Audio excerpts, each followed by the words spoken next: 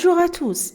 Aujourd'hui, nous plongeons dans la parasitologie, une discipline essentielle pour comprendre certains risques infectieux en milieu de soins.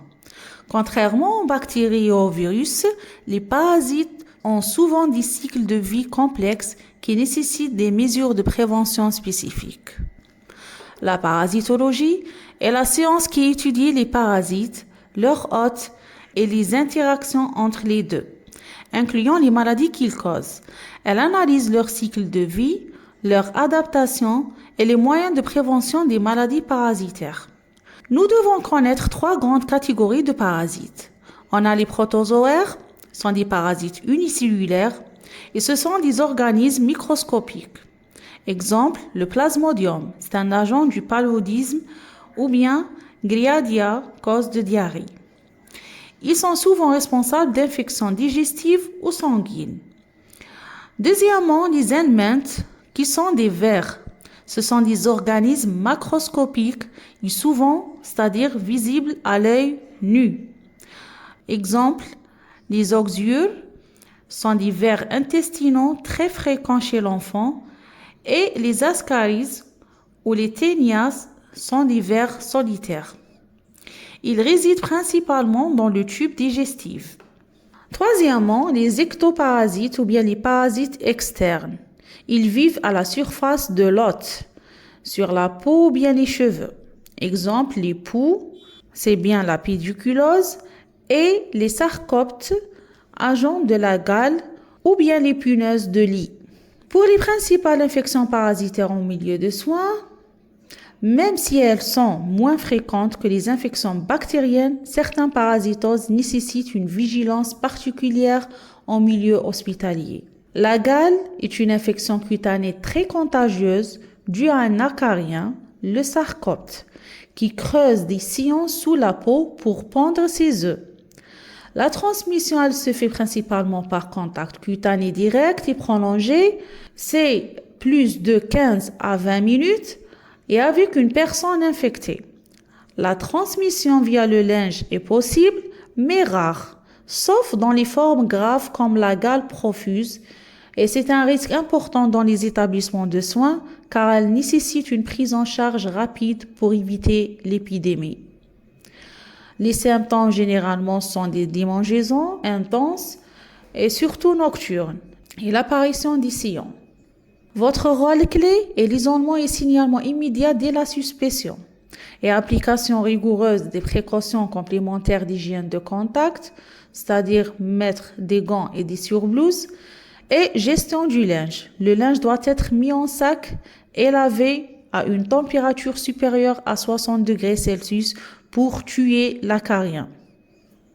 La pédiculose ou bien les poux, la pédiculose est l'infestation du cuir chevelu par les poux. Et la transmission, c'est par contact direct tête à tête ou par échange d'objets contaminés comme les peignes ou bien les bonnets. Les symptômes sont généralement des démangeaisons du cuir chevelu et présence des lentes, c'est-à-dire des œufs accrochés aux cheveux.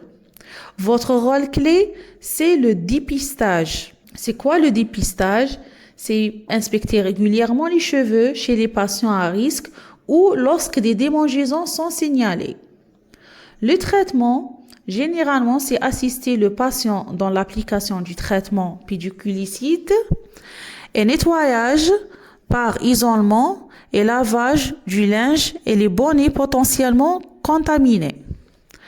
Information additionnelle, les poux ne vivent pas plus de 48 heures en dehors d'un hôte, mais les lentes sont plus résistantes. Le nettoyage de l'environnement immédiat est crucial. Les entéroparasitoses. Il s'agit d'infections dues à des vers intestinaux, les oxyures étant les plus courants en collectivité. La transmission, c'est exclusivement par la voie fécale-orale ou bien orofécale, c'est-à-dire par ingestion des œufs présents sur les mains ou bien présents sur les jouets ou les aliments.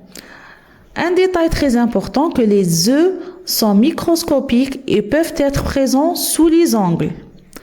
Généralement, les symptômes sont des démangeaisons autour de l'anus par prurite anale et particulièrement la nuit, car le ver femelle vient pondre ses œufs à ce moment-là. Pour votre rôle clé, c'est l'hygiène des mains. Insistez sur le lavage des mains après être allé aux toilettes et avant les repas. Hygiène de l'environnement, c'est nettoyage fréquent des surfaces touchées comme les toilettes, les poignées de porte, etc. Le changement de linge, changez le linge de corps et de lit tous les jours pendant la durée de traitement, surtout matinale. Votre rôle est fondamental car la prévention repose sur l'application rigoureuse des gestes barrières et de l'hygiène.